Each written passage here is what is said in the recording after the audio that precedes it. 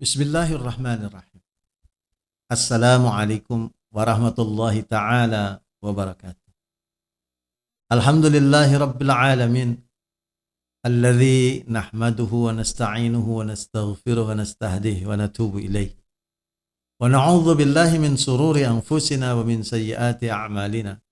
Man yahdihillahu fala mudilla lahu wa man yudlil falan tajida lahu waliyyan mursyida. أشهد أن لا إله إلا الله وحده لا شريك له وأشهد أن محمدا عبده ورسوله والذي لا نبي بعده اللهم فصل وسلم على حبيبنا وشفيعنا وظهرنا ومولانا محمد وعلى آله وأصحابه وأنصاره وجنوده ومن دعا بدعوته ومن جاهد حق جهاده إلى يوم الدين أما بعد. فقد قال الله تعالى في كتابه الكريم أعوذ بالله السميع العليم من الشيطان الرجيم يا أيها الذين آمنوا اتقوا الله حق تقاته ولا تموتن إلا وأنتم مسلمون وقال رسول الله صلى الله عليه وسلم من قال في القرآن برؤيه فليتبوأ مقعده من النار أو كما قال رسول الله صلى الله عليه وسلم النبي الكريم. Ma'asyiral muslimin, bapak-bapak, ibu-ibu, tuan-tuan, sahabat-sahibat, ikhwan, akhwat, saudara-saudari, para pemirsa yang budiman yang dirahmati dan insyaallah dimuliakan oleh Allah Subhanahu wa taala. Alhamdulillah kita bertemu kembali atas izin, atas rezeki, atas karunia yang melimpah ruah yang datang daripada Allah SWT diberikan kepada kita.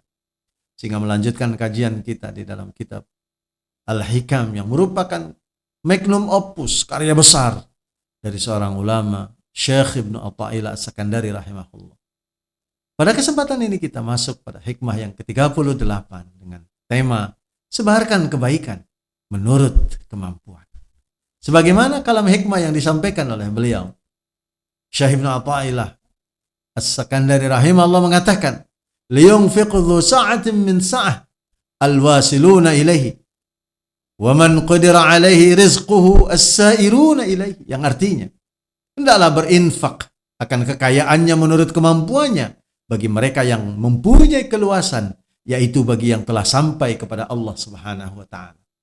Dan bagi mereka yang masih sempit hendaknya menurut kadar rizki yang diberikan kepadanya, yaitu bagi mereka yang sedang berjalan menuju Allah Subhanahu wa taala. Bapak, Ibu, tuan-tuan, puan-puan, ikhwan, akhwat, sahabat-sahabat, para pemirsa yang budiman yang dirahmati dan dikasihi oleh Allah SWT. Hikmah ke-38 di atas ini mengemukakan tentang ujian kepada hati. Sejauh mana kekuatan keimanan kita, bagaimana kita berserah diri, dan juga keyakinan kita kepada janji Allah SWT. Ia juga menjadi standar untuk mengukur tahap mana seseorang yang berjalan dalam kejiwaannya di dalam berjalan di jalan Allah SWT itu sedang berada. Hikmah di atas menjurus secara khusus kepada harta kekayaan. Kenapa? Karena harta kekayaan adalah sesuatu yang diperlukan dalam kehidupan manusia. Manusia memerlukan harta untuk menanggung keperluan hidupnya. Bahkan ibadah-ibadah seperti haji, zakat, sedekah perlu dilakukan dengan menggunakan harta. Sedekah juga memerlukan harta sesuai dengan kadar yang telah diberikan oleh Allah SWT itu. Membuat kebajikan seperti mendirikan masjid, rumah sakit, sekolah, panti asuhan, rumah anak yatim, dan lain-lain, semuanya itu memerlukan harta. Oleh karenanya, sangat besar peran harta di dalam rangka kehidupan manusia, sehingga dengan demikian boleh dikatakan segala aktivitas manusia kebanyakannya berkisar pada hal-hal yang berhubungan dengan harta atau ekonomi. Pendidikan dan keterampilan disalurkan ke arah ekonomi. Keberhasilan atau kegagalan juga demikian, seringkali dinilai dari standar-standar faktor ekonomi. Perhatian manusia senantiasa tertuju pada persoalan ekonomi atau harta dalam membuat satu keputusan. Ketika harta sudah bersemayam di dalam jiwa, ma'asyiral muslimin rahimakumullah, maka seseorang manusia akan menjual dirinya dan harga nilainya dari diri itu dengan harta. Orang miskin sanggup diperbudak oleh orang kaya karena harta. Orang kaya juga sanggup melakukan korupsi, manipulasi, melakukan berbagai macam pelanggaran untuk mengambil harta yang bukan haknya yang milik rakyat, memilih yang dimiliki oleh orang-orang miskin, orang banyak, untuk apa? Dimakan, untuk dibelanjakan untuk dirinya, tanpa kebenaran sebagaimana yang telah diajarkan oleh Allah SWT dan juga Rasulullah SAW. Harta menjadi raja yang menguasai jiwa manusia. Segala sesuatu dinilai dengan harta. Persahabatan harus dibeli dengan harta. Kesetiaan juga perlu dibayar dengan harta. Bapak Ibu hadirin sekalian yang dirahmati oleh Allah SWT, tuan-tuan perempuan yang dikasihi dan pemirsa yang budiman, yang dimuliakan oleh Allah Subhanahu wa taala. Hikmah di atas menarik perhatian orang yang sedang berjalan di jalan kejiwaan agar memperhatikan hatinya. Bagaimana hubungan hatinya dengan harta? Hikmah tersebut menyatakan bahwa yang telah sampai kepada Allah SWT dan mendapatkan ma'rifatnya, tidak seharusnya mereka menyimpan harta. Mereka semestinya membelanjakan hartanya itu di jalan Allah SWT dan yakin dengan janji Allah SWT tentang rizkinya. Sedangkan orang yang masih dalam perjalanan hendaklah membelanjakan hartanya itu di jalan Allah menurut kemampuannya. Sejarah banyak menceritakan tentang sikap hamba-hamba pilihan Allah SWT terhadap harta. Sayyidina Abu Bakar radhiyallahu an menyumbangkan semua hartanya di jalan Allah Subhanahu wa taala dan tidak ada satu dirham pun yang disimpannya. Ketika Rasulullah SAW bertanya kepada beliau, mengapa tidak ditinggalkan sedikit harta itu untuk mengurus keperluan keluarganya? Beliau radhiyallahu an menjawab, cukuplah bagi kami Allah dan Rasul. Abdurrahman bin Auf radhiyallahu an yang terkenal dengan kekayaannya, mencari harta bukan untuk kepentingan dirinya, tetapi untuk dipergunakan di dalam menyebarkan agama Allah Subhanahu wa taala. Salman Al-Farisi pun demikian ketika memegang jabatan sebagai amir, tidak mengambil gajinya, bahkan sebaliknya beliau mengancam daun-daun kurma untuk dijadikan bakul dan tebikar, dan hasil dari anyamannya itu kemudian dijual, dan harta yang diperolehnya pun kemudian dibagi menjadi 3 bagian. 1 bagian untuk modal dalam rangka perputaran bisnisnya, 1 bagian untuk keperluan tentang belanja rumahnya, dan 1 bagian lagi disedekahkan bagi golongan orang-orang yang miskin. Imam Syafi'i rahimahullah sekembalinya ke Mekah dari Yaman, beliau telah diberikan hadiah puluhan ribu uang emas. Sebelum memasuki kota Makkah, beliau telah mendirikan sebuah khemah di luar kota. Dikumpulkannya golongan fakir miskin dan disedekahkan semua uang yang diterimanya itu kepada mereka. Setelah semua uang itu habis disedekahkan, barulah beliau memasuki kota Mekah. Rabi'atul Adawiyah hanya menyimpan sehelai tikar yang usang sebagai sejadah dan sebuah kendi buat mengisi air untuk wudhu. Beliau tidak menyimpan makanan untuk petangnya. Banyak lagi kisah para wali Allah Subhanahu wa taala yang menggambarkan bahwa tidak sebesar zarrah pun hati mereka terikat dengan harta. Mereka melihat kehidupan dunia ini hanyalah persinggahan sebentar. Tidak perlu mengambil bekalan kecuali bekal untuk penghujung perjalanan. Bagi orang yang merasa masih berada dalam perjuangan dan belum juga sampai kepada Allah Subhanahu wa taala, mereka tidak sanggup berbuat sebagaimana yang dilakukan oleh para wali Allah SWT tersebut. Sungguh pun begitu, jika dibiarkan harta melekat pada hati, akan membahayakan hati itu sendiri. Oleh karena itu, biasakanlah berpisah dari harta yang disayangi, agar rohaninya menjadi lebih kuat dan perjalanannya menuju Allah Subhanahu wa taala menjadi lebih mantap. Allah Subhanahu wa taala berfirman di dalam surah At-Talaq ayat yang ke-7, A'udzubillahi minasyaitonir rajim. Liyunfiqa dzu sa'atin min sa'atihi wa man qadira 'alaihi rizquhu falyunfiqu mimma ataahu Allah. La yukallifu Allahu nafsan illa ma ataaha. Sayaj'alu Allahu ba'da 'usri yusra. Yang artinya, ma'asyiral muslimin, hendaklah orang-orang yang mampu memberi nafkah menurut kemampuannya, dan siapa yang disempitkan rizkinya, maka hendaklah ia memberi nafkah dari apa yang diberikan Allah kepadanya sekedar mana yang mampu. Allah tidak memberati seseorang melainkan sekedar kemampuan yang telah didatangkan oleh Allah Subhanahu wa taala kepadanya. Orang-orang yang dalam kesempitan hendaklah ingat bahwa Allah Subhanahu wa taala akan memberikan kesenangan sesudah berlakunya kesusahan. Oleh karena itu, ma'asyiral muslimin, Ikhwan, akhwat, sahabat, sahibah, bapak-bapak, ibu-ibu, hadirin sekalian, tonton perempuan yang dirahmati dan dikasihi oleh Allah. Bidang ekonomi merupakan salah satu fardu kifayah yang perlu dikelola demi kesejahteraan dan kekuatan kaum muslimin. Maka Allah Subhanahu wa taala memilih di antara golongan kaum muslimin orang-orang tertentu yang dimudahkan untuk mengembangkan ekonomi mereka. Allah Subhanahu wa taala bukakan pintu-pintu rizki untuk mereka. Allah Subhanahu wa taala karuniakan kepada mereka rizki yang melimpah ruah itu. Mereka seolah-olah berada dalam keadaan menadah ember dan rizki dicurahkan ke dalam ember mereka itu.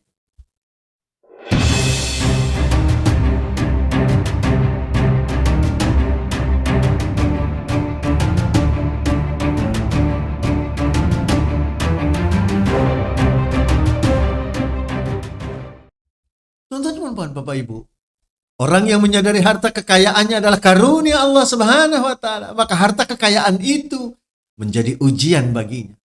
Sedangkan orang yang tidak menyadarinya, maka harta kekayaan itu menjadi alat istidraj yang akan menghempaskannya kelak di neraka.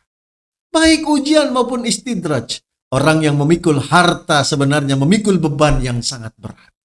Golongan yang menghadapi hisab yang paling halus di akhirat kelak adalah mereka yang ketika di dunia memikul harta, sebagaimana sabda Rasulullah SAW yang artinya, barang sesiapa yang dunia menjadi obsesinya, Allah akan memecah belah urusannya, menjadikan kekafiran di depan kedua matanya, dan dunia tidak akan datang kepadanya kecuali sebatas yang telah ditentukan untuknya.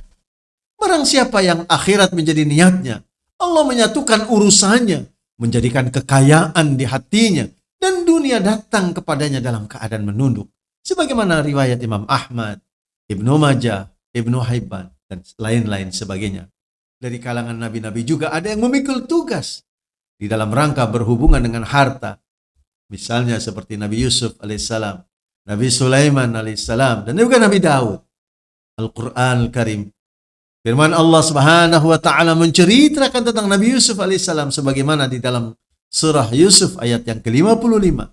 Allah Subhanahu wa taala berfirman, "A'udzubillahi minasyaitonir rajim.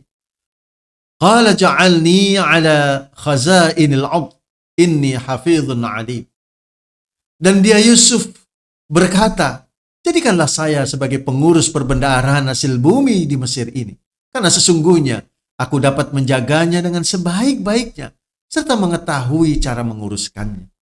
Nabi Yusuf alaihissalam mengetahui sifat dirinya dan kemampuan yang ada padanya. Beliau alaihissalam telah menjalani kehidupan yang membuatkan harta tidak sedikit pun menguasai hati. Beliau alaihissalam juga mengetahui kemampuan mengelola harta kekayaan kerajaan Mesir. Raja setuju dengan permintaan Nabi Yusuf itu, dan beliau alaihissalam membuktikan kewibawaan dan kebijaksanaan beliau alaihissalam itu di dalam bidang tersebut. Nabi Sulaiman juga mengelola kekayaan dan kekuasaan. Beliau alaihissalam mempunyai sifat-sifat yang terpuji. Allah Subhanahu wa taala memanggil hambanya Sulaiman alaihissalam sebagai sebaik-baik hamba. Nabi Yusuf alaihissalam dan juga Nabi Sulaiman alaihissalam mengelola kekayaan dan kekuasaan atas dasar penghambaan kepada Allah Subhanahu wa taala. Sebagaimana di dalam surah Sa'ad, Allah Subhanahu wa taala berfirman di ayat yang ke-30, "Wa wahabna li Dawuda Sulaimana ni'mal 'abdu innahu awwab." Yang artinya, dan kami telah karuniakan kepada Nabi Daud seorang anak yang bernama Sulaiman. Ia adalah sebaik-baik hamba yang kuat beribadah, lagi senantiasa rujuk kembali bertaubat kepada Allah Subhanahu wa taala. Nabi Sulaiman alaihissalam memohon kepada Allah agar dikaruniai kerajaan yang besar. Keduanya, baik Nabi Yusuf alaihissalam dan juga Nabi Sulaiman alaihissalam, meminta untuk mengelola bidang-bidang yang bersangkutan.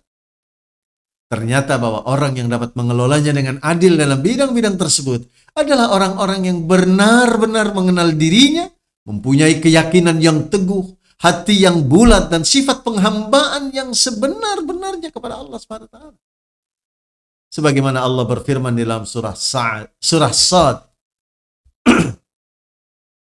ayat yang ke-35, "A'udzubillahi minasyaitonir rajim. Qala rabbighfirli wa hab li mulkan la yanbaghi li ahadin min ba'di innaka antal wahhab." Yang artinya, dan ia Nabi Sulaiman berkata, "Ya Tuhanku, ampunilah aku dan anugerahkanlah kepadaku kerajaan yang tidak dimiliki oleh seorang jua pun sesudahku. Sesungguhnya engkaulah yang maha pemberi." Ma'asyiral muslimin, Bapak Ibu, tuan-puan, hadirin hadirat, ikhwan akhwat, sahabat sahibat, sidang pemirsa yang budiman yang dirahmati dan dikasihi oleh Allah Subhanahu. Siapa saja yang ditakdirkan oleh Allah untuk mengelola bidang kekayaan dan kekuasaan perlu menjalankan amanah Allah Subhanahu wa taala itu atas dasar penghambaan kepadanya dengan sebaik mungkin. Kenapa demikian? Karena harta itu nanti akan ditanya oleh Allah Subhanahu wa taala. Ditanya dari mana dia mendapatkan harta. Ditanya bagaimana cara mengelolanya dan kemudian mempergunakannya, serta kemudian ditanya untuk apa kesemuanya itu dibelanjakan dalam kehidupan. Di dalam surah Al-Lail Allah Subhanahu wa taala berfirman ayat yang ke-18. A'udzu billahi minasyaitonir rajim. Alladzi yu'ti malahu yatazakka. Yang artinya, dan mereka yang menafkahkan hartanya di jalan Allah untuk membersihkan jiwanya, membersihkan hartanya, membersihkan kehidupan. Mereka yang diberikan oleh Allah Subhanahu wa taala kelapangan harta dan rizki karena memiliki maksud bahwa merekalah diberikan ruang untuk beribadah kepada Allah dengan seluas-luasnya menggunakan harta itu di dalam dakwah di jalan Allah Subhanahu wa taala untuk disumbangkan dan juga disedekahkan kepada fakir miskin, disumbangkan kepada sekolah, disumbangkan kepada masjid, disumbangkan kepada perjalanan dakwah orang-orang yang senantiasa mereka seperti Ibnu Sabil dan sebagainya. Sedangkan orang-orang yang diberi kesempitan oleh Allah SWT hendaknya berusaha juga untuk bersedekah dengan apa yang dianugerahkan oleh Allah SWT itu. Kalau sekiranya belum ada pun rezeki itu, masih juga Allah berikan sedekah menggunakan seluruh sendi-sendi sebagaimana diajarkan oleh baginda Rasulullah SAW, bersedekah menggunakan salat duha, bersedekah seluruh sendi. Sehingga dengan demikian salat duha sesungguhnya adalah sedekah kita bagi orang-orang terutamanya yang mereka tidak diberikan kelapangan rizki oleh Allah SWT. Mudah-mudahan dengan demikian umat Islam akan semakin kuat. Umat manusia juga akan semakin kukuh. Karena masing-masing memiliki tugas, memiliki berbagai macam dengan kemampuannya itu andil dan sumbangsih di dalam membangun agar lahir peradaban manusia yang lebih baik di masa depan. Wallahu a'lam bissawab. Aqulu qawli hadza astaghfirullahu li wa lakum. Billahi taufiq wal hidayah wa afu minkum. Assalamu alaikum warahmatullahi wabarakatuh.